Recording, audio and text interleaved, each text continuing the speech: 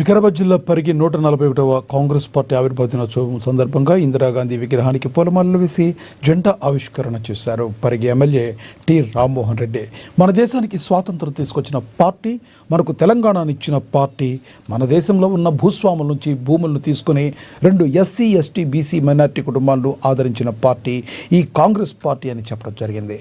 ఇన్ని చేస్తున్నా ఇప్పటి వరకు ప్రజలెవరూ కాంగ్రెస్ పార్టీని మర్చిపోలేరని, మన దేశానికి జాతిపిత అయిన మహాత్మా గాంధీ పేరును జాతీయ ఉపాధి హామీ పేరు పెట్టుకోవడం జరిగిందన్నారు.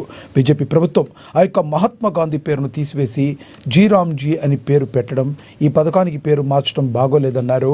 ప్రజల మనోభావం దెబ్బతీస్తుందని తెలిపారు.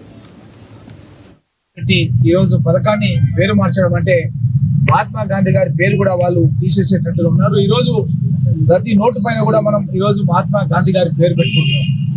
మహాత్మా గాంధీ గారు ఏం చెప్పినారంటే, పల్లెల్లోనే మన దేశానికి సంబంధించినటువంటి ఆత్మ గ్రామాల్లోనే ఉంటది. గ్రామాలు డెవలప్ అయినప్పుడే నిజమైన గ్రామ స్వరాజ్యం వచ్చినట్టు అని చెప్పి మహాత్మా గాంధీ గారు చెప్పడం జరిగింది. కానీ ఇప్పుడున్నటువంటి బీజేపీ ప్రభుత్వం మహాత్మా గాంధీ గారి పేరు తీసేయడం అన్నది చాలా బాధాకరం.